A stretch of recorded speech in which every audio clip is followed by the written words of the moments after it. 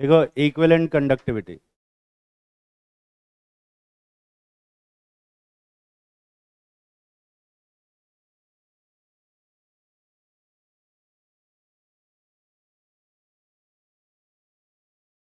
Equivalent conductivity होती है उसको हम लोग लैम्डा ई क्यू से रिप्रेजेंट करते हैं। कुछ लोग इसको ऐसा ये क्यू से भी रिप्रेजेंट करते हैं। इसकी जो वैल्यू होती है वो बस बहुत ही सिंपल सा होता है। जो ये कप्पा होता है इसमें किससे डिवाइड करते हैं, नॉर्मेलिटी से डिवाइड करते हैं। ये पढ़े हो ना? अरे पता है कि नहीं पता? हाँ अच्छा, जो नॉर्मेलिटी होती है वो किसके बराबर होती है? मोलैरिटी इंटू क्या, एन फैक्टर होता है। पढ़े हो? और कप्पा इंटू मोलैरिटी कितना होता है? ये अभी जस्ट बताया मैंने, किसके बराबर होता है? मोलर कंडक्टिविटी के बराबर होता है। मोलर कंडक्टिविटी में अगर एन फैक्टर से डिवाइड करते हैं तो क्या बनता है? इक्विवेलेंट कंडक्टिविटी बनता है। अगर बात करें इक्विवेलेंट कंडक्टिविटी की इन एसआई यूनिट, ये बनता है kappa divided by normality divided by 1000 का मल्टीप्लाई ऊपर करते हैं कि नीचे पे? नीचे करते हैं। ये एसआई सिस्टम में होता है नहीं?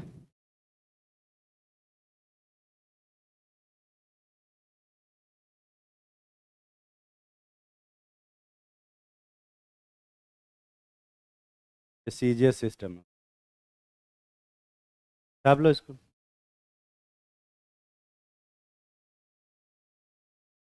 लास्ट क्लास में क्वेश्चन पूछा था कि कंसंट्रेशन बढ़ाने से मोलर कंडक्टिविटी क्या होगी, बढ़ेगी या घटेगी बे? तो ये तो पूछा था मैंने। कंसंट्रेशन बढ़ाने से कंडक्टिविटी तो क्या होती है, बढ़ती है ना? पर मोलर कंडक्टिविटी का क्या बे?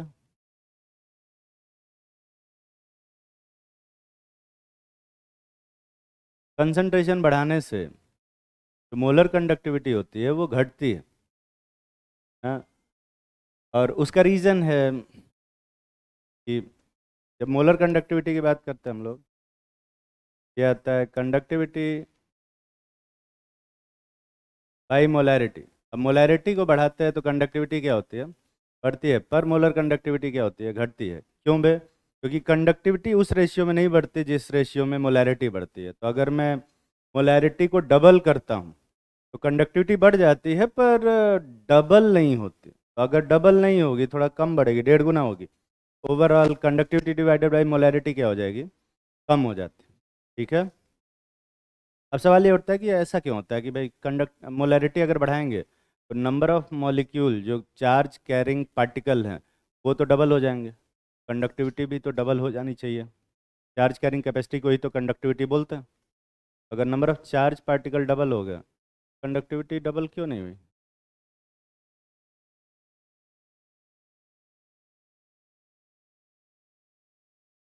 विस्कोसिटी बढ़ गई नंबर ऑफ पार्टिकल बढ़ाने से।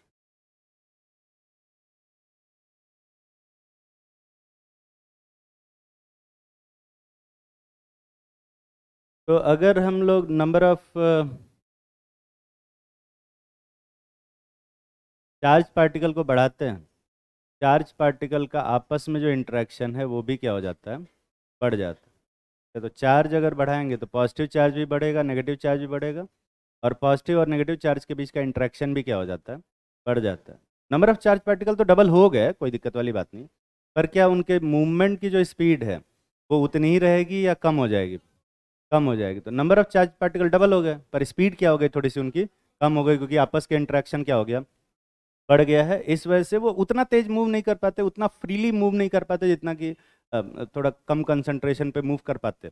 और इसी वजह से कंडक्टिविटी में उतना इंक्रीज नहीं होता है जितना कि होना चाहिए। ठीक है?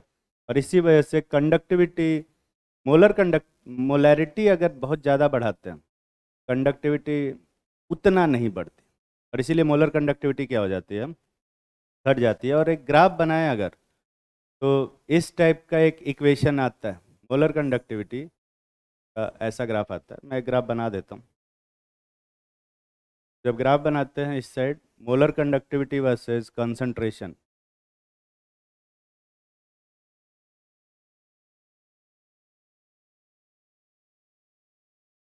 जब ग्राफ बनाते हैं तो ऐसा ग्राफ बनता है, इस टाइप का ग्राफ बनता है। ये ग्राफ ऑब्जर्वेशनल ग्राफ है, एक्सपेरिमेंटल ग्राफ है, न कि थियोरेटिकल ग्राफ। इसको किसी चीज़ से डिराइव नहीं किया गया है, एक्सपेरिमेंटली निकाला गया है। अब एक्सपेरिमेंटली कैसे निकालते हैं, ध्यान से सुनो। एक्सपेरिमेंटली निकालने के लिए अपने को क्या करना पड़ेगा, कुछ एक्सपेरिमेंट करने पड़ेंगे। कोई भी इलेक्ट्रोलाइट है तो उसका पहले क्या निकालेंगे हम लोग, रेसिस्टेंस निकालेंगे। एक छोटा सा क्यूब लेते हैं 1 सेंटीमीटर का,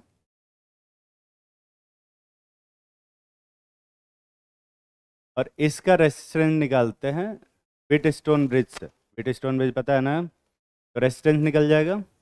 इस रेसिस्टेंस को उल्टा कर लेते हैं, जिससे अपने को क्या मिल जाता है, कंडक्टेंस। और क्योंकि इसका जो लेंथ है 1 सेंटीमीटर है हर साइड से, तो यही कंडक्टेंस ही क्या बन जाता है, कंडक्टिविटी बन जाता है। क्या बनता है बे, कंडक्टिविटी। और इसी कंडक्टिविटी में मोलैरिटी से डिवाइड करते हैं तो क्या आता है, अरे रेसिस्टिविटी का साइन है क्या, कंडक्टिविटी का क्या साइन होता है, कप्पा। क्या मैं इसी इसी कंडक्टिविटी में जब मोलैरिटी से डिवाइड करते हैं तो इससे क्या आता है, मोलर कंडक्टिविटी आता है। और तुम्हें पता है रेसिस्टेंस निकालने के लिए हम लोग जो फिजिक्स वाला एक्सपेरिमेंट करते हैं, फिजिक्स का एक्सपेरिमेंट करते हैं हम लोग, जिसमें कि एक ही एक्सपेरिमेंट को करने के लिए कम से कम अपने को 4-5 रीडिंग लेनी पड़ती है। अब 4-5 रीडिंग लेते हैं, उसका एवरेज निकालते हैं, उससे रेसिस्टेंस आता है, उसको उल्टा करते हैं तो कंडक्टेंस आता है। और 1 सेंटीमीटर का अगर लेंगे तो उससे कंडक्टिविटी आएगी, फिर उसकी मोलैरिटी से डिवाइड करेंगे तो क्या आएगा, मोलर कंडक्टिविटी आती है। ऐसा एक पॉइंट निकालते हैं हम लोग, ऐसे एक यहाँ पे ऐसा पॉइंट निकालते हैं। अगर किसी एक पॉइंट पे कंडक्टिविटी या मोलर कंडक्टिविटी आई है, ऐसे इसको निकाल लेते हैं। फिर हम दूसरा कंसंट्रेशन यूज़ करते हैं, एक डिफरेंट कंसंट्रेशन पे डिफरेंट रेसिस्टेंस निकालते हैं, 4-5 एक्सपेरिमेंट करके एक और पॉइंट आता है। फिर ऐसे ही एक और पॉइंट आएगा, और ऐसे ढेर सारे जो पॉइंट्स आते हैं, इन सारे पॉइंट्स को जब हम मिलाते हैं एक स्ट्रेट लाइन पे, तो प्रॉपरली स्ट्रेट लाइन नहीं बनता, हाँ, इस टाइप का एक ऐसा लाइन खींचते हैं जो ऑलमोस्ट हर एक पॉइंट को टच करते हुए जाए, तो ये एक ऑब्जर्वेशनल ग्राफ आता है। ठीक है, दिख रहा है ना भैया। और इस ग्राफ का जब फॉर्मूला डिराइव किया गया, तो अच्छा इस ग्राफ को जब पीछे बढ़ाएंगे, एकदम पीछे, ये जहाँ कट करता है, ये जो इंटरसेप्ट आता है, इसको अपन क्या बोलते हैं, लिमिटिंग मोलर कंडक्टिविटी बोलते हैं, या फिर इसको हम बोलते हैं molar conductivity at zero concentration, या फिर इसको अपन बोलते हैं molar conductivity at infinite dilution. क्या बोलते हैं बे, molar conductivity at infinite dilution. अब देखो molar conductivity at zero concentration या इन्फिनिट डाइल्यूशन का क्या मतलब है, उसमें कितना ग्राम सॉल्ट होगा, अगर एक सोल्यूशन लेंगे तो 1 लीटर का, उसमें कितना सॉल्ट होगा बे, कितना मोल सॉल्ट होगा, एक भी नहीं। समझ में आ रहा है, मतलब प्योर वाटर। समझ में आ रहा है ना बे। अब प्योर वाटर का कुछ कंडक्टेंस होगा कि नहीं होगा, वो बहुत कम होता है उसका कंडक्टेंस। पर ये इसका मतलब ये नहीं कि पानी का मोलर कंडक्टिविटी निकाल दिया और उससे जो आया उसको लिमिटिंग मोलर कंडक्टिविटी बोलते हैं, ये वो मतलब नहीं है।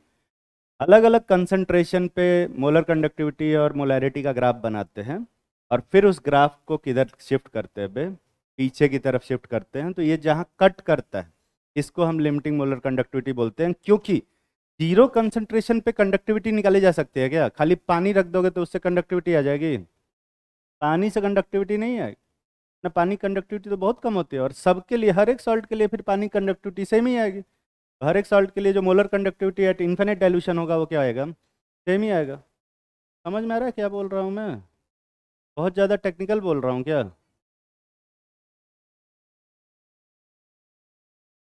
अच्छा बहुत फास्ट बोल रहा हूँ क्या, फोटो देख।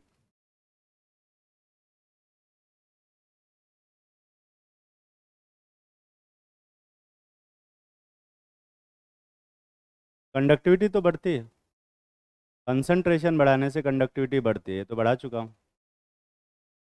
मोलर कंडक्टिविटी घटेगी, ये भी बढ़ा चुका हूँ। के बढ़ाएंगे तो मोलर कंडक्टिविटी बढ़ेगी अगर मोलैरिटी को कांस्टेंट रखें। पर मोलैरिटी को कांस्टेंट रख के बढ़ाए कैसे?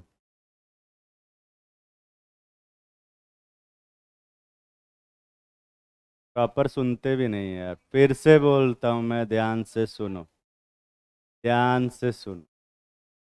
पहले लिखवा दूँ क्या? आई बैड, लिखो।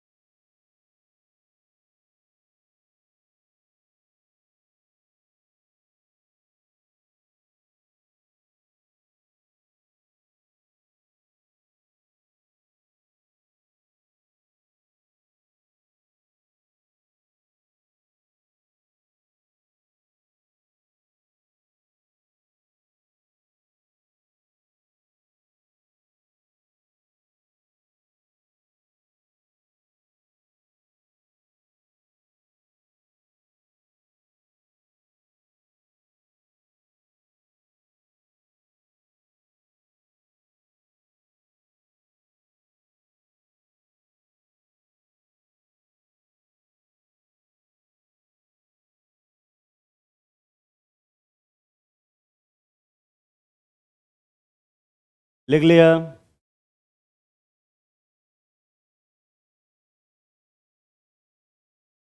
क्या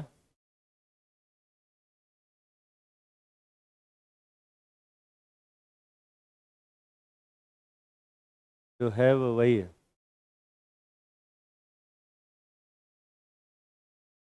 ठीक, ध्यान से सुनेंगे सभी लोग।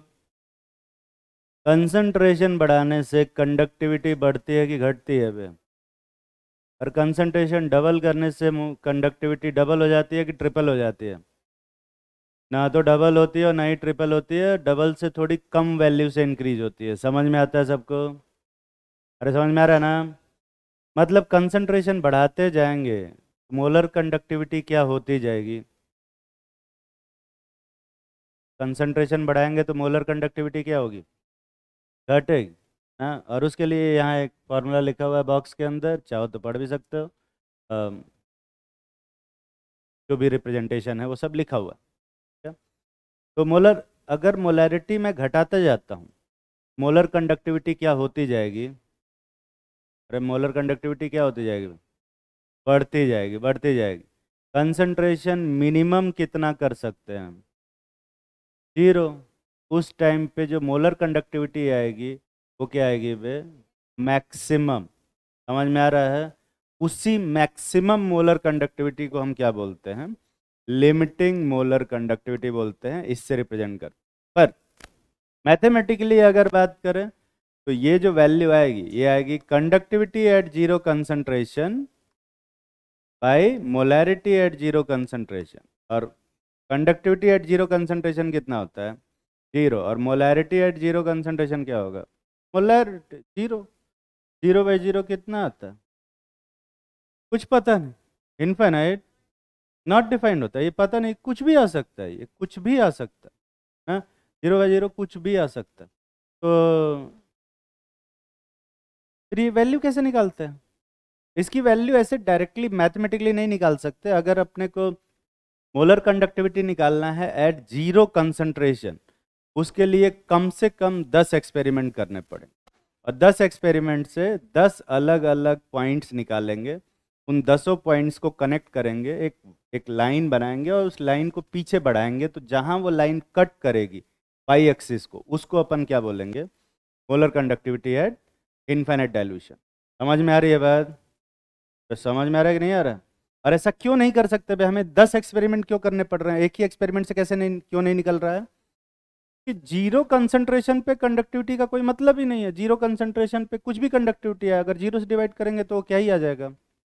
इनफाइनाइट आ जाएगा, नॉट डिफाइन आएगा। तो अगर जीरो से डिवाइड ही करना था तो जीरो कंसंट्रेशन का कोई मतलब थोड़े है। पानी की मोलर कंडक्टिविटी थोड़े निकलती है। ठीक है, तो ये जो आता है ये स्ट्रॉन्ग इलेक्ट्रोलाइट के लिए सही। स्ट्रॉन्ग इलेक्ट्रोलाइट जैसे मान लें कि NaCl ले लेते, NaCl के लिए बनाओगे तो ऐसा ही ग्राफ बनेगा। पर एसिटिक एसिड के लिए अगर ग्राफ बनाते हैं तो उसका ग्राफ कुछ, जब जब किसी वीक इलेक्ट्रोलाइट के लिए बनाते हैं ना, तो ऐसा बनता है। एक पॉइंट पे मोलर कंडक्टिविटी और कंडक्टिविटी निकाल के डिवाइड किए तो ये आया। फिर अगले पॉइंट पे कंडक्टिविटी और मोलर कंडक्टिविटी निकाले तो ये आया। फिर अगले पॉइंट पे ये आया। फिर अगले पॉइंट पे ये आ रहा है। फिर ये आ रहा है। ठीक है, दिख रहा है ना भाई? जैसे जैसे मोलर कंडक्टिविटी निकालते जाते हैं और अलग अलग कंसंट्रेशन पे निकालते हैं, तो ये कोई स्ट्रेट लाइन तो है नहीं। स्ट्रेट लाइन है क्या? इसको अगर मैं ग्राफ बनाऊंगा ना तो ये एक अजीब सा हाइपरबोलिक ग्राफ बनता है। रेक्टेंगुलर हाइपरबोला नहीं बनता है, ये ऐसा ग्राफ बनता है। इधर ऐसा रहता है, फिर बाद में ये ऐसे ऊपर बढ़ जाता है। तो अगर जीरो कंसंट्रेशन पे निकालना है तो मुझे ऐसे कितने एक्सपेरिमेंट करने पड़ेंगे? अरे कितने एक्सपेरिमेंट करने पड़ेंगे? ये जाके कहाँ कट करेगा, कोई आइडिया है इसका? पता नहीं कहाँ कट करेगा। कहीं कट भी कर सकता है, क्या पता कहीं कट भी ना करे। क्या एग्जैक्ट कोई ऐसा पॉइंट बता सकते हैं जहाँ से किसी वीक इलेक्ट्रोलाइट का मोलर कंडक्टिविटी निकाला जा सकता है? नहीं कोई, क्योंकि डायरेक्ट कोई रिलेशन ही नहीं, कोई ग्राफ ही ढंग से नहीं बन रहा है। अगर कोई ग्राफ ढंग से नहीं बनेगा तो कहाँ कट करेगा, हम कैसे बता पाएंगे?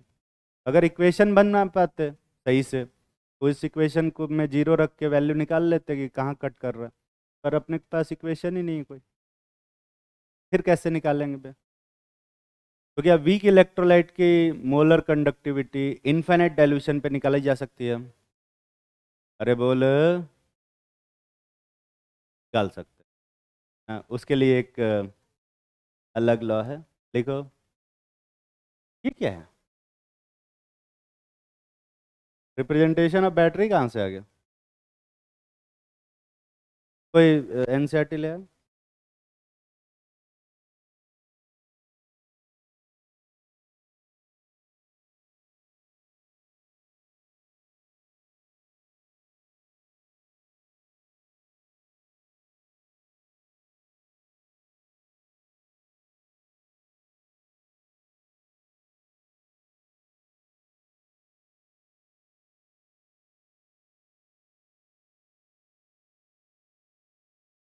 लिखो ये वाला लॉ।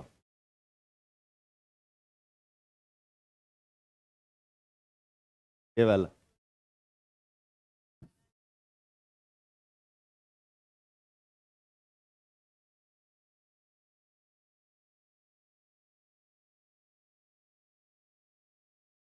सुनाई दे रहा है? बहरा नहीं हूं मैं?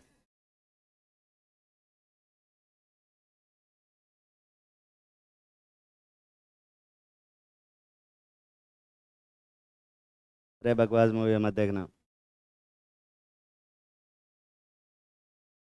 Waste of time.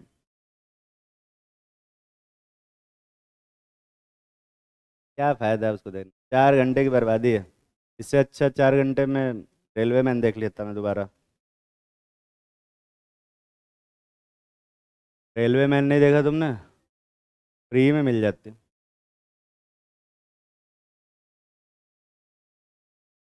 ये फ्री में कैसे देखोगे? अच्छा आ गई क्या? टेलीग्राम पे आ गई है? नहीं उतनी अच्छी क्वालिटी नहीं आई होगी। रेलवे मैन का आ गया, अच्छी क्वालिटी वाला।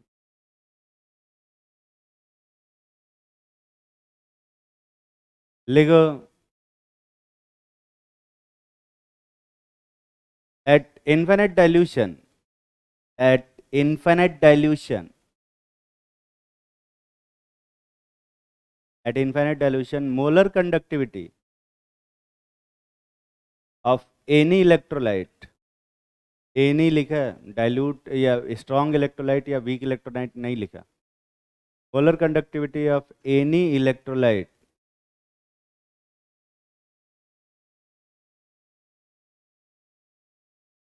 is always equal to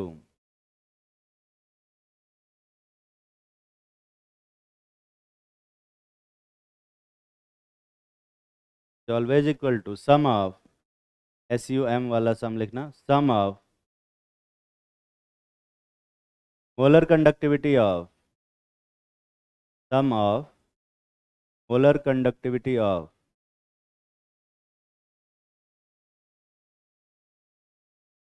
each individual ion, each individual ion। जैसे अगर मोलर कंडक्टिविटी ऑफ NaCl निकालना है एट इनफाइनाइट डाइल्यूशन, तो वो किसके बराबर होगा? Molar conductivity of Na plus eight infinite dilution obviously, plus molar conductivity of क्या, Cl minus eight infinite dilution बराबर होगा। ये कौन सा लॉ है बे? ये वाला law, ठीक है, यही बात।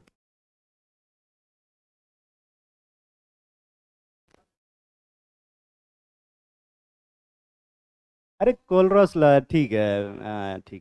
तुमको लगता है कि बोल नहीं पाएंगे, बोलना आता है। पर इसका मतलब ये नहीं है, इसका मतलब ये बिल्कुल भी नहीं है कि इसमें नॉट से डिवाइड कर दिया तो ये आ गया, ठीक है। क्या molar conductivity of NaCl is equal to molar conductivity of Na plus और molar conductivity of Cl minus होगा कि नहीं होगा? ये स्टेटमेंट गलत, ये वाला बस सही है। ये सिर्फ किस पे काम करता है?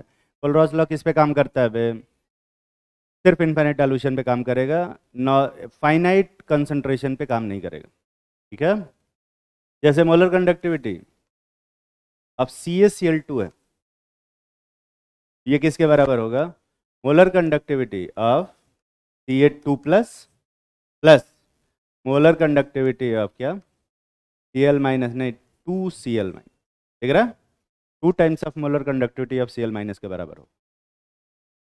अगर दो आयन, जितने आयन प्रोड्यूस हो रहे हैं सबका सम करेंगे तो यही मोलर कंडक्टिविटी आएगी। और इनफाइनाइट डाइल्यूशन पे ये क्यों बराबर होता है? क्योंकि इनफाइनाइट डाइल्यूशन पे जो डिस्टेंस होगा वो बहुत ज़्यादा होगा, और बहुत ज़्यादा अगर डिस्टेंस होगा तो उनके बीच में कोई इंटरेक्शन होगा कि नहीं होगा आयंस के बीच में? तो जितना कैटायन चार्ज कैरी करेगा और जितना एनायन चार्ज कैरी करेगा, दोनों को जोड़ के जो आएगा वही एक्चुअल मोलर कंडक्टिविटी बनेगी, ठीक है। पर जरा सा भी फाइनाइट कंसंट्रेशन होगा तो उनके बीच में इंटरेक्शन होने लगेगा, तो वो वैल्यू घट जाएगी। तकलीफ में हो? तो तकलीफ में हो गया? इसको यूज़ करके, इसको यूज़ करके हम लोग molar conductivity of weak electrolyte निकालते हैं। देखो, application of Kohlrausch's law, application of Kohlrausch's law. उसमें पहला एप्लीकेशन है, छाप रहे हो अभी? जल्दी छापो।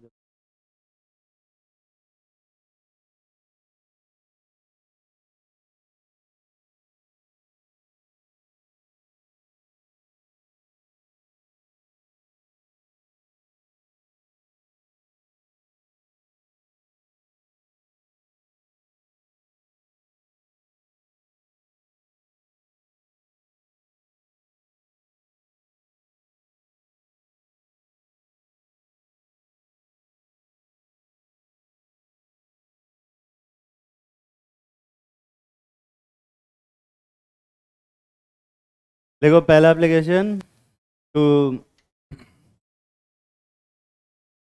To calculate molar conductivity of weak electrolyte. Calculate molar conductivity of weak electrolyte at infinite dilution. Molar conductivity of weak electrolyte at infinite dilution.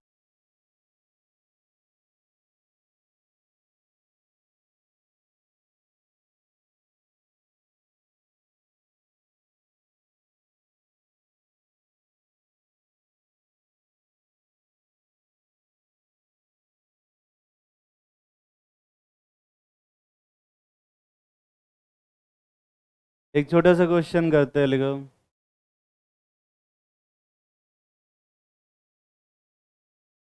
देखो if molar conductivity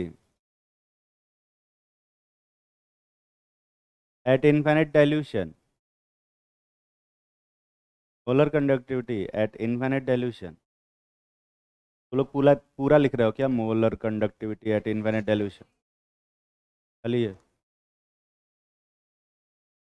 of NaCl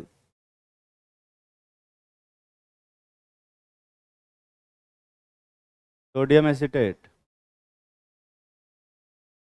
and HCl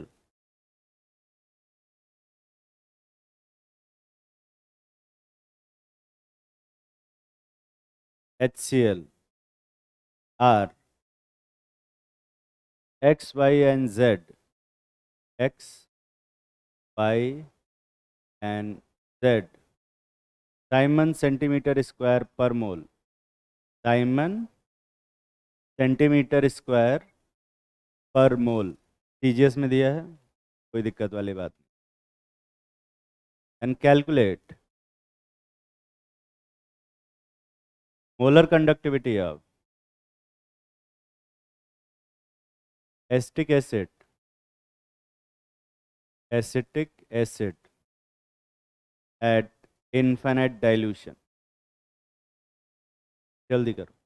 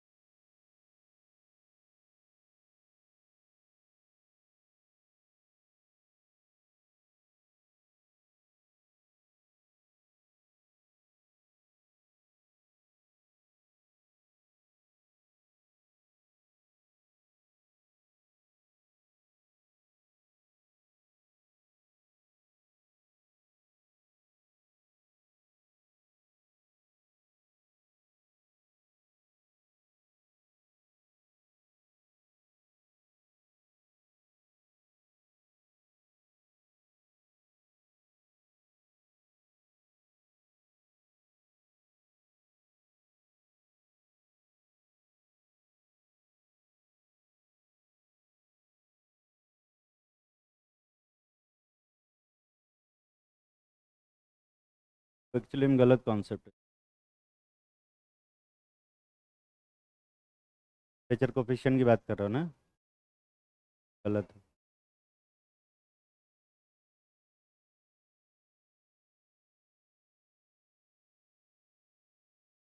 ये बता दें।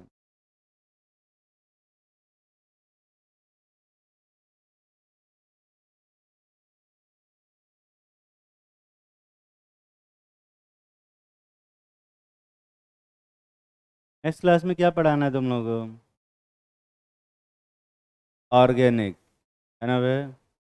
Organic start करेंगे next class से, और next class से थोड़ा ज़्यादा क्लास पे ध्यान देना, क्योंकि क्या, हाँ हाँ, कल से ही ऑर्गेनिक शुरू करेंगे।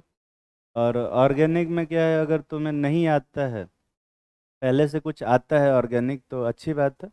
और अगर तुम्हें पहले से कुछ नहीं आता तो और अच्छी बात है ना? ध्यान से सुनोगे तो समझ जाओगे। मैं ये मान के चलूँगा कि तुम्हें कुछ नहीं आता, ऑर्गेनिक का ओ भी नहीं आता, और उसी से पढ़ाऊँगा।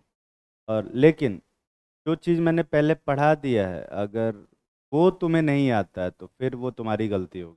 अगर अभी तक तुमने कुछ नहीं पढ़ा ऑर्गेनिक, तो ये तुम्हारी कोई गलती नहीं है। पर मेरे पढ़ाने के बाद अगर तुम्हें वो नहीं आता है और पूछते भी नहीं हो, तो ये तुम्हारी गलती मानी जाएगी। ज़्यादातर लोग इस क्लास में क्या करते हैं, कुछ समझाते हैं, नहीं समझ में आता है तो वो चुपचाप बैठे रहते हैं, पूछते ही नहीं है।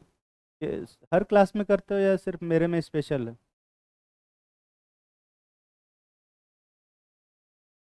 नहीं, मुझे लगा कि मैं ज़्यादा बेइज्जती करता हूँ, इसलिए शायद मेरी क्लास में ऐसा। अब तो आदत हो गई होगी।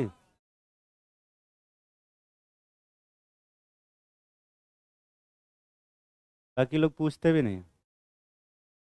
इस वाले सर बढ़िया पढ़ाते हो, काहे पूछें? ठीक है। ये वाला क्वेश्चन किए या नहीं किए? देखो, जो भी यहाँ पे इंग्लिश में लिखवाया है ना, उसको यहाँ पे केमिस्ट्री में कन्वर्ट करो। मोलर कंडक्टिविटी ऑफ क्या दिया हुआ है पहले? NaCl दिया है। और मोलर कंडक्टिविटी ऑफ क्या दिया हुआ है? सोडियम एस्टेट दिया है। और मोलर कंडक्टिविटी ऑफ HCl दिया हुआ है ना? इनको लिखते हैं अपन।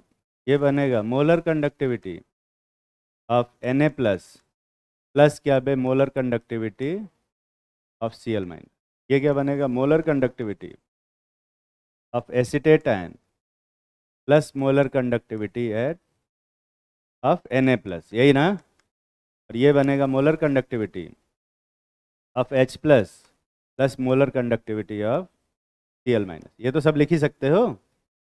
ये कितने बराबर है? पहला वाला कितने बराबर है? x, दूसरा वाला y, और तीसरा वाला z के बराबर। अपने को क्या चाहिए? Molar conductivity of acetic acid. अब देखो, एस्टिक एसिड स्ट्रॉन्ग इलेक्ट्रोलाइट है या वीक इलेक्ट्रोलाइट? अगर वीक इलेक्ट्रोलाइट का एक्सपेरिमेंटली ग्राफ बना के मोलर कंडक्टिविटी निकालने की कोशिश की जाए, तो कितने एक्सपेरिमेंट करने पड़ेंगे बे? कितने भी कर लो नहीं निकलेगा, 100-200 भी कर लो तो भी नहीं निकलेगा। ठीक है? पर अगर हम कोल्हार्स लॉ यूज करें, तो क्या मोलर कंडक्टिविटी ऑफ NaCl निकाला जा सकता है एट इनफाइनाइट डाइल्यूशन? कितने एक्सपेरिमेंट करने पड़ेंगे? 30-40। इसकी मोलर कंडक्टिविटी कितने में निकलेगी? 30-40 ये भी। और इसकी मोलर कंडक्टिविटी इनफाइनाइट डाइल्यूशन पे 30-40 एक्सपेरिमेंट से निकल आएगी। फाइनली निकल तो आएगी, क्या कितने भी एक्सपेरिमेंट करना क्यों ना पड़े। पर अगर इन सबको ऐड किया जाए, ध्यान से देख,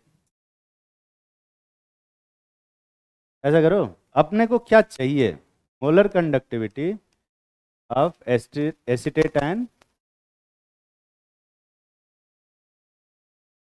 और plus molar conductivity of H plus ion, यही तो चाहिए। इन तीनों इक्वेशन को यूज करके अपने को ये वाला इक्वेशन बनाना है। ऐसा काम कभी पहले किए हो? थर्मोकेमिस्ट्री में करवाया होगा। मुझे लगता है कि इसमें 1 से मल्टीप्लाई करना होगा, इसमें भी 1 से मल्टीप्लाई करना होगा, लेकिन इसमें किससे मल्टीप्लाई करेंगे? -1 से मल्टीप्लाई करके ऐड करके देख, क्या यही बन रहा है? अरे बन रहा है कि नहीं बे? इसका मतलब जो कंडक्टिविटी आएगी वो कितनी आएगी? y प्लस जेड माइनस क्या, एक्स। क्या है? ये आंसर कितने लोग अपने मन से सही से निकाल पाए थे? कोई बात, ये समझ में आ गया ना? एक और ऐसे ही देंगे तो कर लोगे? लिखो। देखो, if molar conductivity eight infinite dilution,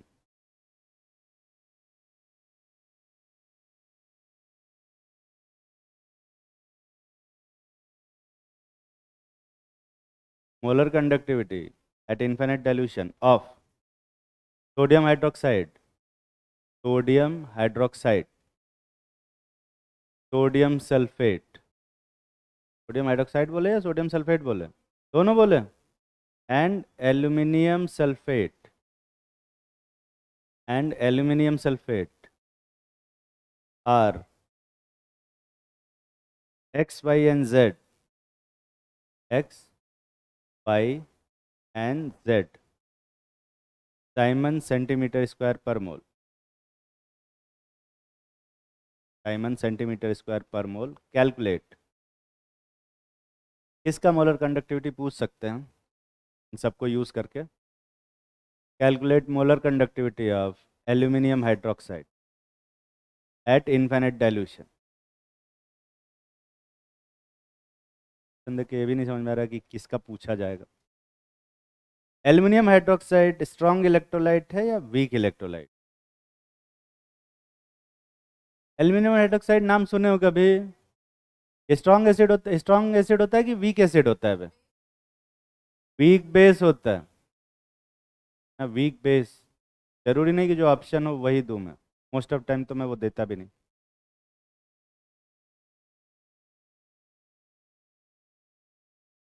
तुम्हें कुछ नहीं करना है, जो भी केमिस्ट्री में लिखा हुआ इंग्लिश में लिखा है उसको यहाँ पे इक्वेशन के फॉर्म में लिखो, अपने आप समझ में आएगा कि इसमें किससे मल्टीप्लाई करना है। क्या हुआ बे?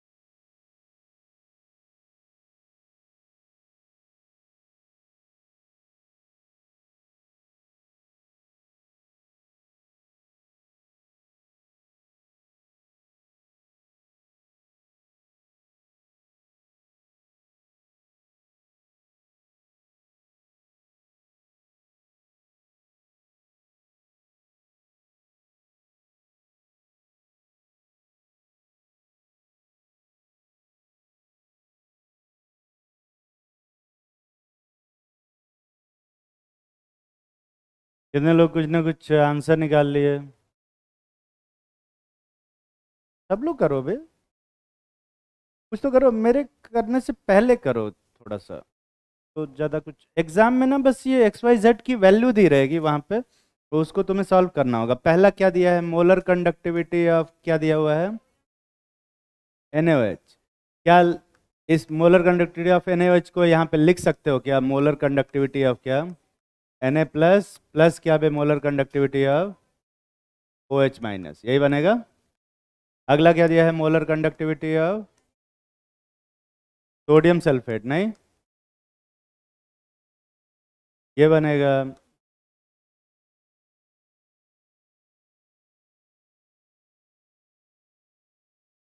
Molar conductivity of Na plus plus molar conductivity of SO4 minus, यही बनेगा या 2 से मल्टीप्लाई होगा? अगला मोलर कंडक्टिविटी ऑफ क्या दिया हुआ है?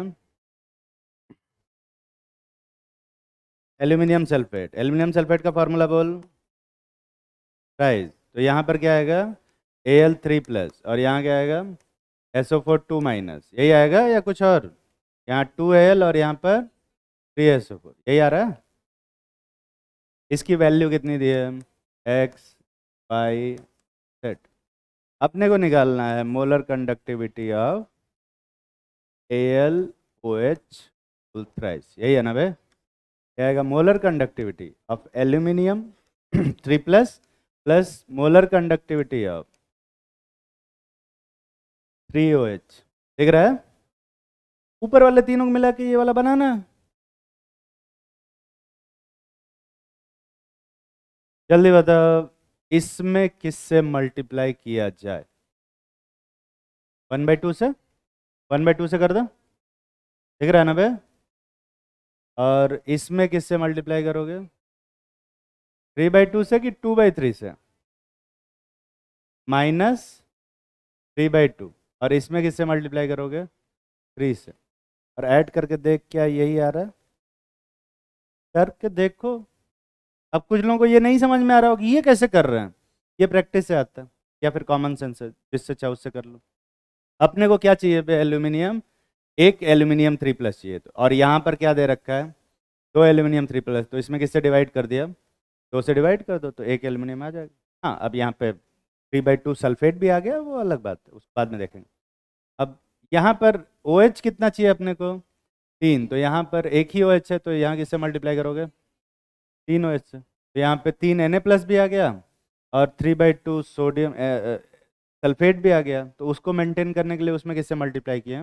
-3/2 से, ताकि ये -3 Na प्लस आ जाए जो इससे कैंसिल हो जाए, और यहाँ पर -3/2 सल्फेट आ जाए जो इससे कैंसिल हो जाए। समझ में आ रहा है क्या बकवास कर रहा हूँ? और नहीं समझ में आ रहा है तो उसमें मल्टीप्लाई करके ऐड करके देखोगे, यही आएगा। अगर नहीं समझ में आ रहा है तो मैं सजेस्ट करूंगा कि इसमें मल्टीप्लाई करना और ऐड करना, देखना यही आएगा। ये कितना आएगा फिर? 3x -3y/2 प्लस z/ क्या, और z और 2 को थोड़ा अलग अलग लिखना, नहीं तो कैंसिल हो जाएगा। ईमानदारी से हाथ उठाओ कितने लोग ये आंसर सही से निकाले? कठिन था क्या बे? थोड़ा सा, थोड़ा सा कठिन था, पर एग्जाम में तुम्हारे इससे कठिन नहीं आएगा। ये मैक्सिमम टफ। एक और क्वेश्चन लिखो, वो आसान। देखो, इफ यार इक्विवेलेंट कंडक्टिविटी से क्वेश्चन है। देखो, if equivalent conductivity of aluminium 3 plus, equivalent conductivity of aluminum ion and sulfate ion, if equivalent conductivity of aluminum ion and sulfate ion at infinite dilution, at infinite dilution are X and Y Simon centimeter square per mole, Simon centimeter square per mole respectively,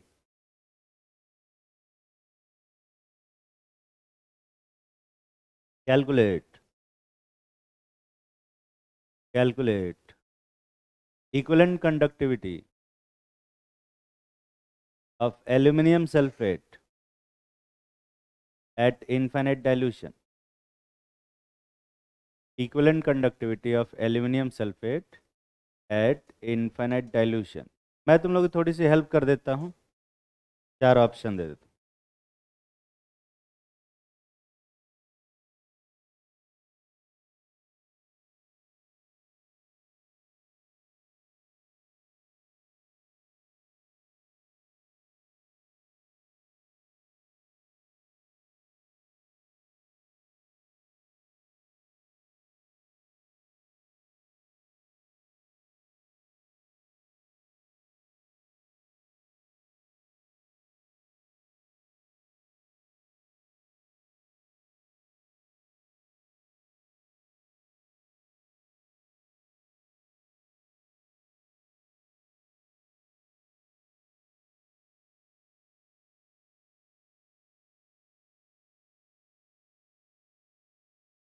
वैसे पांचवा option में generally देता नहीं हूँ, पर ये वाला batch special है, के लिए अलग से एक।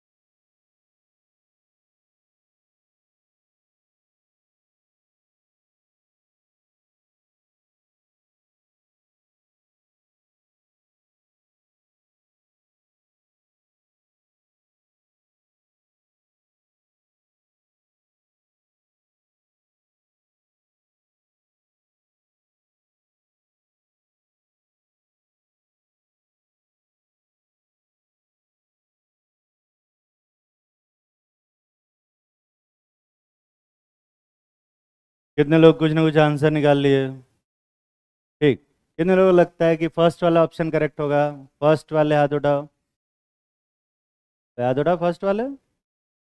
सेकंड वाले हाथ उठाओ पे, सेकंड कुछ हाथ उठाओ। थर्ड वाले हाथ उठाओ। फोर्थ वाले हाथ उठाओ।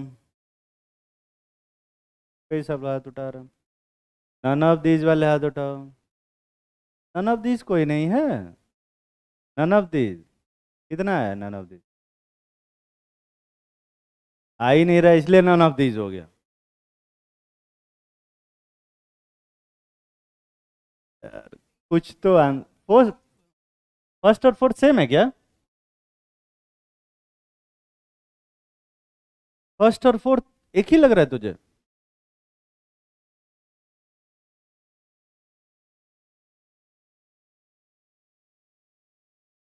सुबह कुछ लगा क्या है क्या? क्या बोल रही है? यही कंफ्यूज कर दिया इसने। अब मैं सोचने लग गया कैसे सेम है। ठीक है, बाकी लोग जो किसी पे हाथ नहीं उठा रहे वो अब क्या ही बोल सकते। चलो देखते हैं। तो ये पढ़ा होगा तुमने कि इक्विवेलेंट कंडक्टिविटी ऑफ जो एल्यूमिनियम 3+ होता है,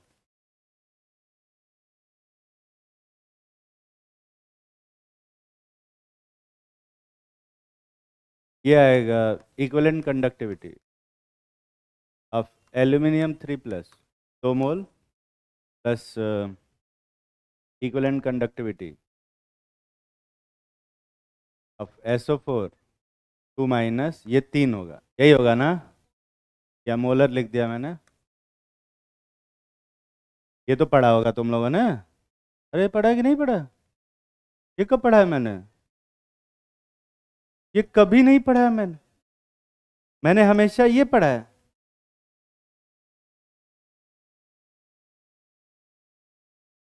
और ये दोनों अलग है। कोलर्स लॉ के हिसाब से ये वाला टर्म सही है, इक्विवेलेंट के साथ ये काम नहीं करेगा। ठीक है, तो इक्विवेलेंट कंडक्टिविटी है। हर बार मैं इक्विवेलेंट कंडक्टिविटी कितने के बराबर आएगा?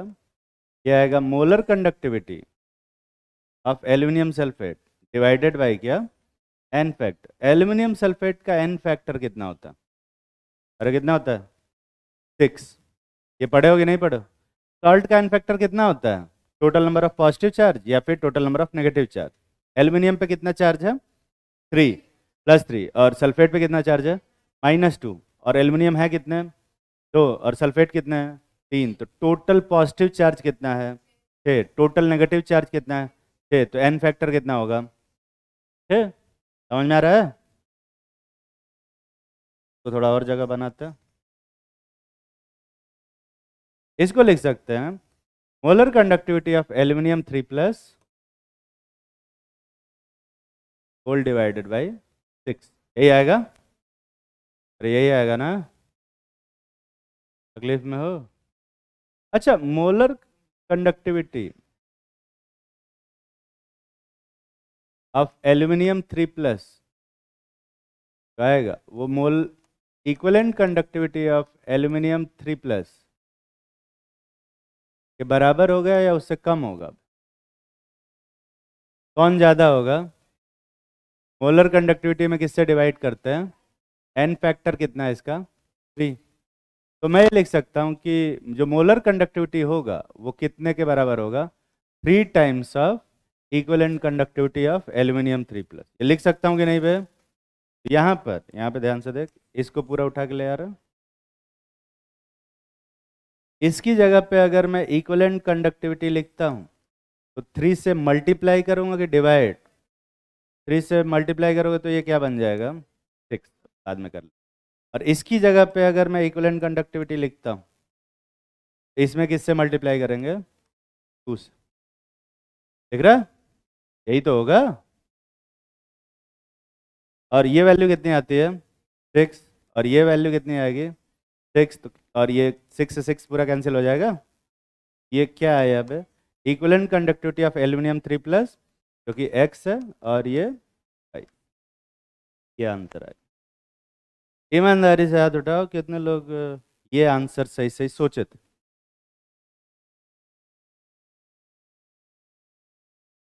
कठिन था, दिमाग लगाने वाला था।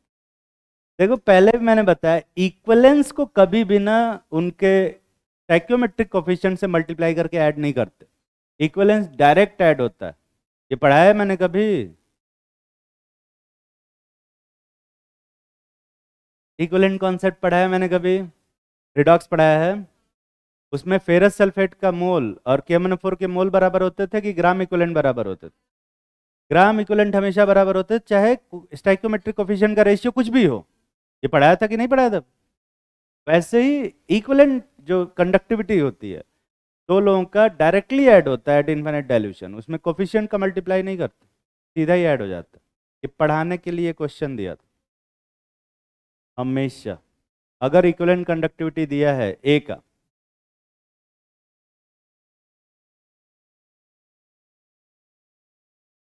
AX + BY है, तो इसकी जो इक्विवेलेंट कंडक्टिविटी होगी वो ए की इक्विवेलेंट कंडक्टिविटी प्लस बी की इक्विवेलेंट कंडक्टिविटी के बराबर।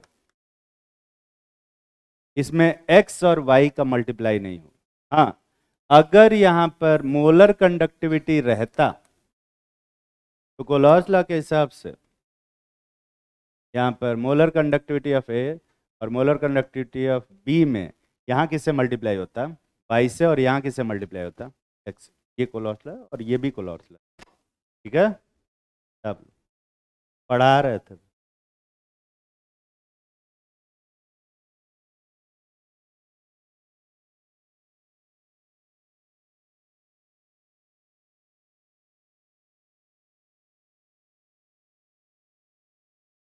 और तेज बारिश हो रही है।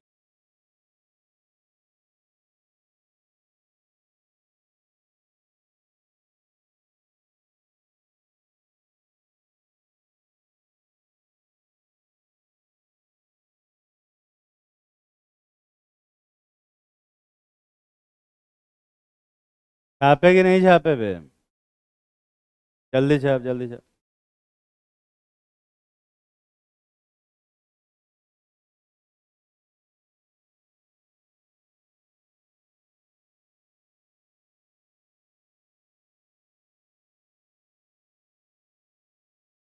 तो इसमें से कौन सा ऑप्शन करेक्ट है? None of this. गलती सही बता दिया, वही लग रहा था।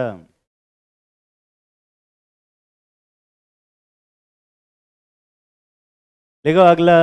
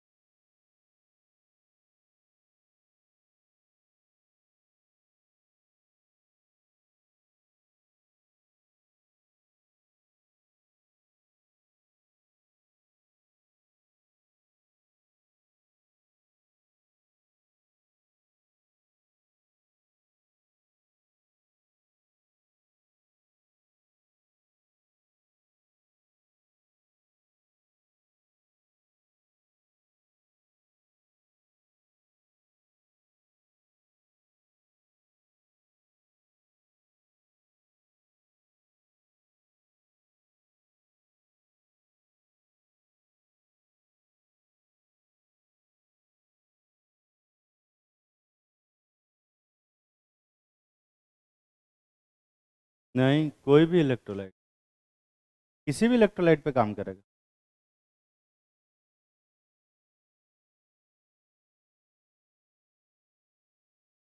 आप लिया। देखो अगला application, to calculate degree of dissociation, degree of dissociation of weak electrolyte, degree of dissociation of weak electrolyte. और जो degree of dissociation of weak electrolyte होता है अल्फा, ये होता है molar conductivity at normal concentration divided by molar conductivity at क्या पे, infinite dilution या जीरो कंसंट्रेशन, इसके बराबर होता है। किसी भी कंसंट्रेशन पे जो डिग्री ऑफ डिसोसिएशन होता है वो इसके बराबर होता है, क्योंकि ये एज्यूम किया जाता है कि इनफाइनाइट डाइल्यूशन पे कितना परसेंट डिसोसिएशन होता है, 100%। अगर 100% डिसोसिएट हो रहा है तो मोलर कंडक्टिविटी नीचे वाला, तो अगर पार्शियल डिसोसिएशन होगा तो मोलर कंडक्टिविटी ये है, मतलब दोनों डिवाइड करेंगे तो क्या ही आएगा, कितना परसेंट डिसोसिएट हुआ। ठीक है, एक छोटा सा क्वेश्चन करते हैं एनसीईआरटी से देना पे। डेटा एनसीईआरटी से उठा रहे हैं पर क्वेश्चन एनसीईआरटी का नहीं है। ठीक है, देखो, if molar conductivity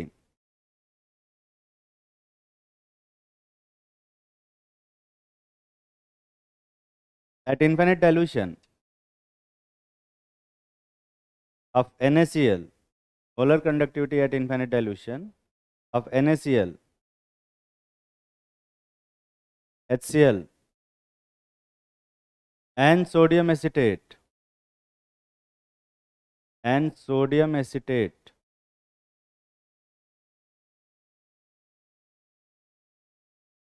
are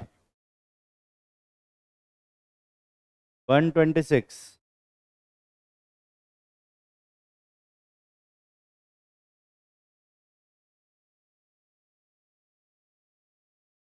435, 435 and 91 Simon centimeter square per mole respectively. Clear? And molar conductivity of acetic acid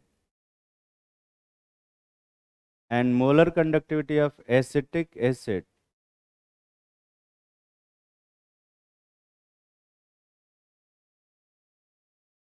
at 0.1 molar concentration, at 0.1 molar concentration is 4 Simon centimeter square per mole, 4 Simon centimeter square per mole। 4 समझते हो ना, 4.0, 4.0 Simon centimeter square per mole। Calculate the dissociation constant। Dissociation constant क्या होता है, alpha होता है कि alpha 1 होता है, अल्फा 2 होता है, ए होता है, of acetic acid, of acetic acid. तुम्हारे पास समय है मात्र 2 मिनट का।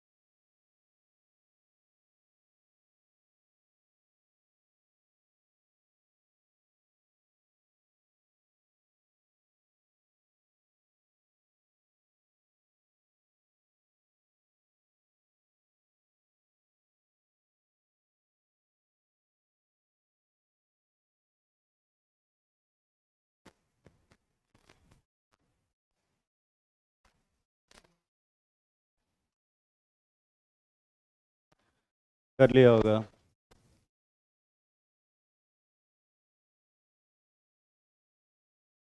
एग्जाम में ऐसे ही वैल्यू दिया रहेगा, आया कि 16.5, अल्फा 16.5 आ गया। मुझे नहीं लगता कि अल्फा 1 से कम आना चाहिए, नहीं?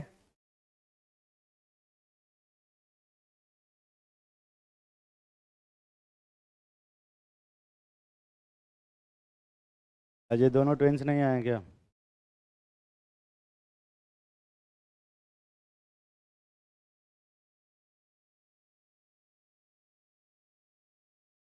वो तो तूने लिखा ही नहीं, एसिटिक एसिड का 4 साइमन सेंटीमीटर स्क्वायर पर मोल लिख, 4 साइमन सेंटीमीटर स्क्वायर पर मोल, फिर अलग क्वेश्चन में लिख।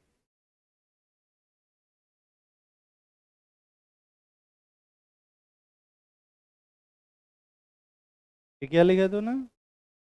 मोलर कंडक्टिविटी ऑफ, यहाँ क्या लिखा तूने, खाली जगह क्यों छोड़ा? क्या लिखना चाहते हो वहाँ पे? एसिटिक एसिड लिख, एसिटिक एसिड।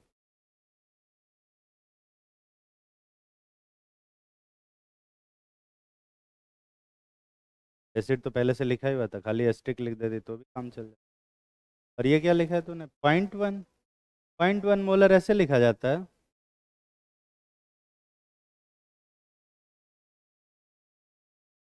यार 0.1 मोलर जब मैं बोलता हूँ तो मेरा मतलब होता है ये, यही ना? 0.1 मोलर तो यही लिखा जाता है ना बे? बे, ऐसे 0.1 मोलर कैसे लिख सकता है?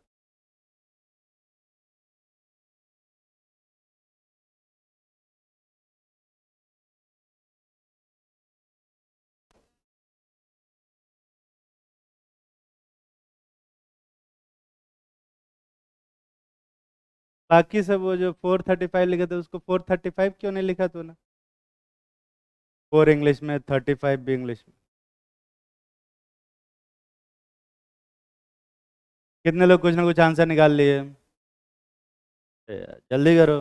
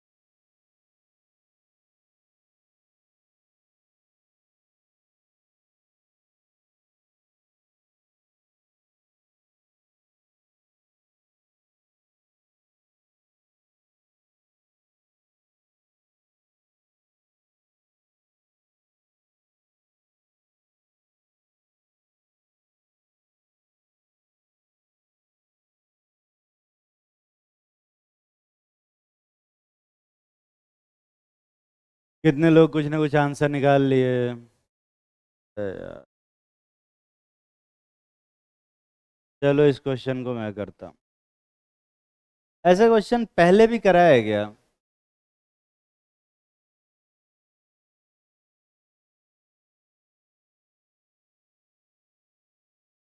Molar conductivity of acetic acid NaCl कितना दिया हुआ है, जल्दी से बता। 126। सोडियम एस्टेट कितना दिया है? 435। और HCl 91 Simon centimetre square per मोल दे रखा है। ये वैल्यू दे रखी है, वहां पे XYZ की वैल्यू थी, यहाँ पर वैल्यू दे रखा है XYZ। क्या? तो कौन बताया फिर ये मुझे? यहाँ पे क्या लिखोगे? 91, और ये कितना आएगा? 435, यही है ना? अब ठीक है, अब ठीक है। अब उससे मुझे ये बनाना है, क्या करोगे बे इसमें? यहाँ किससे मल्टीप्लाई करोगे? -1, और इन दोनों में 1 से मल्टीप्लाई करके घटा, ये आएगा 435 प्लस 91 माइनस 126, ये कितना आ रहा? 400 साइमन सेंटीमीटर स्क्वायर पर मोल। जब एक्स वाई जेड दिया था तब कर लिए थे, अभी नंबर दे दिया तो नहीं कर पा रहे हो। भाई 3 को नंबर जोड़ना था, घटाना, 2 को नंबर जोड़ घटाना था, ये आता है कि नहीं तो लोगों को? कितने लोग ये आंसर सही से निकाल पाए थे? कुछ लोग इसमें भी हाथ नहीं उठा रहे। और अभी जस्ट ऊपर एक फॉर्मूला लिखवाया कि अल्फा इज इक्वल टू कितना होता है? Molar conductivity by molar conductivity eight infinite dilution. Molar conductivity कितना है? 0.1 मोलर पे क्या, और इनफाइनाइट डाइल्यूशन पे 400, तो कितना है ये? यही तो आ रहा है, यही आंसर है। ये कितने लोग सही से निकाल पाए? ये आंसर नहीं है। के पूछे थे, जो के होता है वो होता है C alpha square divide by 1 minus alpha square ना, अल्फा यही होता है। और अल्फा अगर बहुत छोटा हो तो इस अल्फा को क्या भी कर सकते हैं? निगलेक्ट, जगह ये नहीं बचा। सी कितना दिया है? 0.1, समझ में आ रहा है? सुबह इधर सी कितना दिया है? 0.1। अब यहाँ पर ना ऐसे 0.1 लिखने से ही फायदा होगा, ऐसे 0.1 लिखने से दिक्कत हो सकती है। अल्फा कितना दिया है? 0.01, मैं वो नहीं लिखने जा रहा, ठीक है। अब इसको सॉल्व करोगे ना तो कुछ वैल्यू नहीं आएगी। ये कितना आ रहा है? 10⁻⁻5। नंबर और मल्टीप्लाई नहीं कर लोगे तो को? कितने लोग 10⁻⁻5 ले आ पाए आंसर? अब यहाँ पे हाथ ही नहीं उठा रहे, मतलब यहाँ से यहाँ आने में सबकी हालत खराब हो। कोई कठिन फॉर्मूला था? कोई बात, एक और ऐसा देंगे तो कर लोगे। अब ऐसा नहीं दे, देखो, to calculate solubility of to calculate solubility of Farangali soluble salt, Farangali soluble salt, और इसका फार्मूला होता है S is equal to molar conductivity at saturated solution divided by molar conductivity at infinite dilution. अगला जो application है, to calculate solubility of sparingly soluble salt। अभी क्या पढ़ा रहे हैं? कोलर्स लॉ का एप्लीकेशन। पहला एप्लीकेशन क्या था? वीक इलेक्ट्रोलाइट का इनफिनिट डाइल्यूशन पे मोलर कंडक्टिविटी निकालना था। दूसरा के ए निकालना था, डिसोसिएशन कांस्टेंट। और अभी तीसरा क्या है? सॉल्युबिलिटी निकालना है। और देखो मैं तुम्हें बताऊं, जब मैं तुम्हें आयनिक इक्विलिब्रियम पढ़ा रहा था तो उस समय मैंने बताया था कि ये जो के की वैल्यू है एसिटिक एसिड की, वो 10⁻⁻5 आता है एक्सपेरिमेंटली। समझ में आती है बात? कौन सा एक्सपेरिमेंट करते हैं वो नहीं बताया था, यही एक्सपेरिमेंट करते हैं। तो पहले सोडियम क्लोराइड का मोलर कंडक्टिविटी निकालते हैं, उसके लिए 20-30 एक्सपेरिमेंट करते हैं, फिर सोडियम एस्टेट का निकालते हैं, फिर HCl का निकालते हैं। टोटल 100 एक्सपेरिमेंट करने के बाद उन सब का आता है। उसके बाद एस्टिक एसिड का 0.1 मोलर कंसंट्रेशन पे या किसी भी कंसंट्रेशन पे मोलर कंडक्टिविटी निकालते हैं, डिवाइड करते हैं, अल्फा की वैल्यू निकालते हैं और वहाँ से के की वैल्यू निकालते हैं। इतना सब करने के बाद एक के की वैल्यू आती है जो तुम्हें वहाँ क्वेश्चन में ऐसे ही दे देता है कि भाई ये के है। समझ में आ रहा है ना भाई? इफ में हो, ऐसे केमिस्ट्री काम करती है। केमिस्ट्री में जो भी वैल्यूज आती हैं वो कुछ ना कुछ एक्सपेरिमेंट से आती है, और वो एक्सपेरिमेंट बहुत कॉम्प्लेक्स भी हो सकते हैं। ऐसे बहुत सारी वैल्यूज हैं, जैसे Na की वैल्यू तुम्हें रटवा दिया गया था 6.022 × 10⁻23, कैसे आया ये नहीं बताया था, याद है? कब बताया मैंने? अरे पर वैल्यू कैसे आई वो कब बताया मैंने? आखिरी चैप्टर में। समझ में आ रही है बात? ऐसी बहुत सारी, ऐसे जो जो आर की वैल्यू मैं बता देता हूँ कि 0.0821 है, वो कैसे निकाला गया, वो भी अलग एक्सपेरिमेंट से निकाला गया। सारे ये जो यूनिवर्सल कांस्टेंट है उनकी वैल्यू बहुत अलग अलग डिफरेंट डिफरेंट एक्सपेरिमेंट से निकाले गए। इवन इलेक्ट्रॉन पे चार्ज भी, है उसका ई बाई एम भी, वो भी मैंने पढ़ा होगा, याद है ना वे। इलेक्ट्रॉन पे का जो ई बाई एम है, charge density E by M, वो कैसे निकाला गया, कोई बताएगा?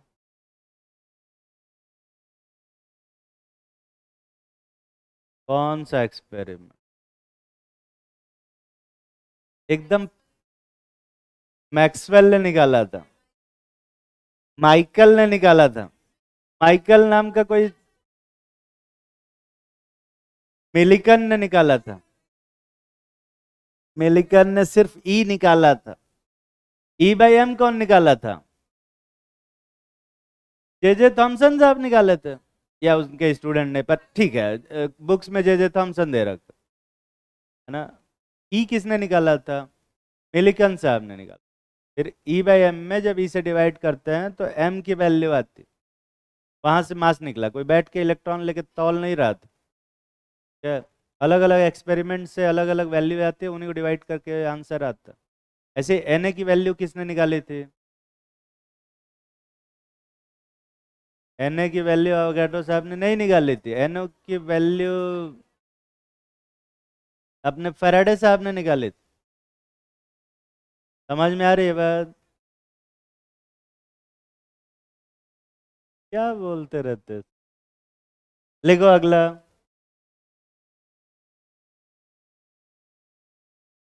टू कैलकुलेट, अगला इसके लिए कोई क्वेश्चन नहीं देंगे।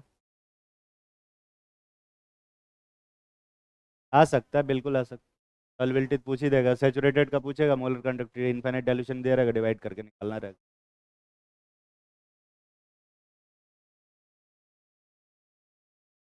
क्लोज लॉ से क्वेश्चन आता है, ऐसे ही क्वेश्चन आता है जो अभी करवाया ना, वैसा क्वेश्चन आता है।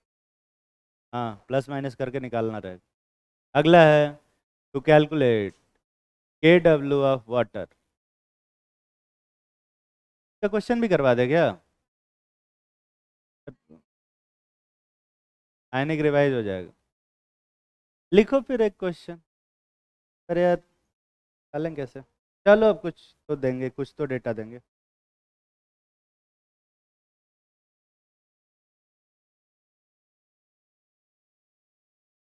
एक छोटा सा क्वेश्चन लिखते हैं, उसके लिए मुझे एक छोटा सा कैलकुलेशन करना पड़ेगा।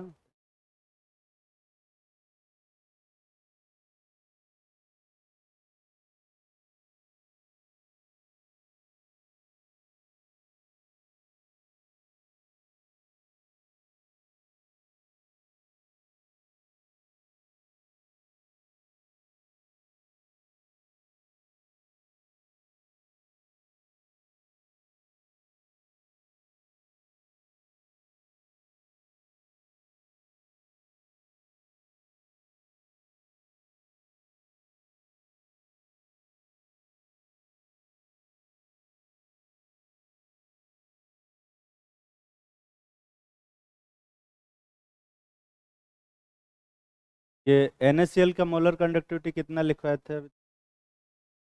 126 ना।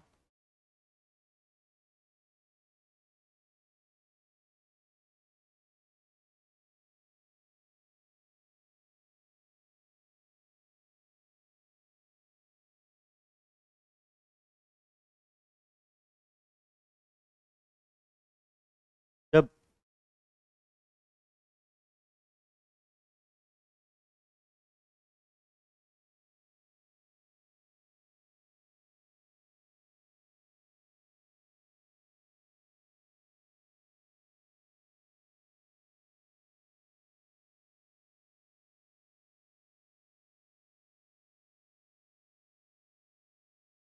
देखो, if molar conductivity at infinite dilution, if molar conductivity at infinite dilution of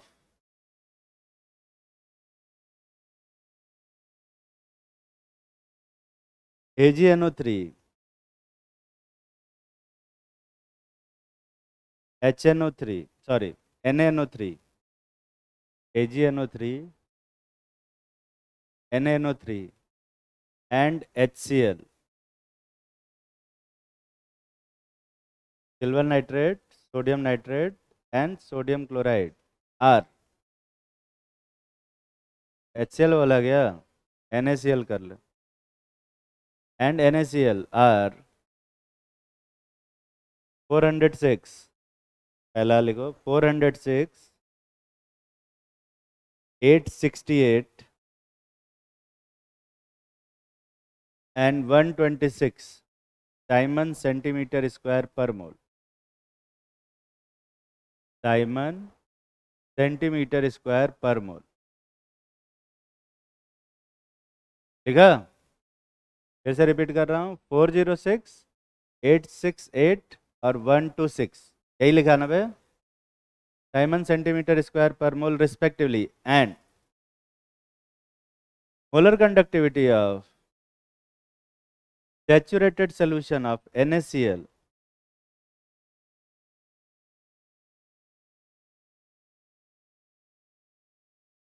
saturated solution of NaCl is 0.14 diamond centimetre square per mole, diamond centimetre square per mole. Calculate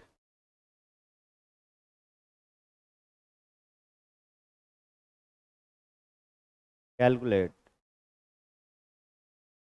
KSP of AgCl, calculate KSP of AgCl।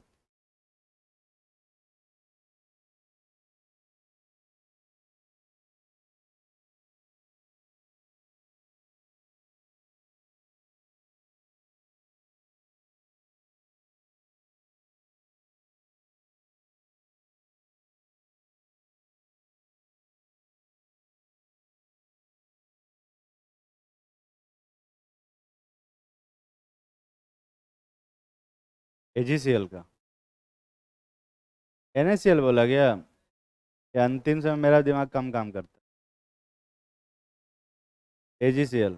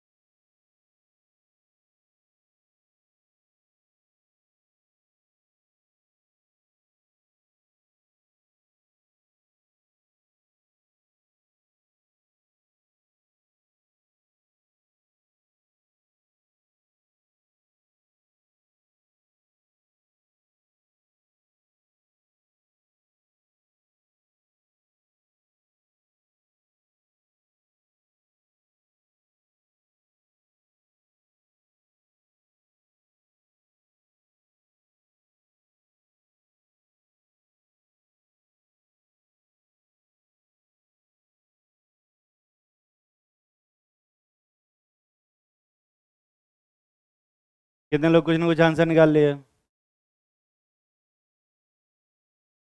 कर लेना। और ऐसे ही alpha की value पानी के लिए molar conductivity जब निकालते हैं,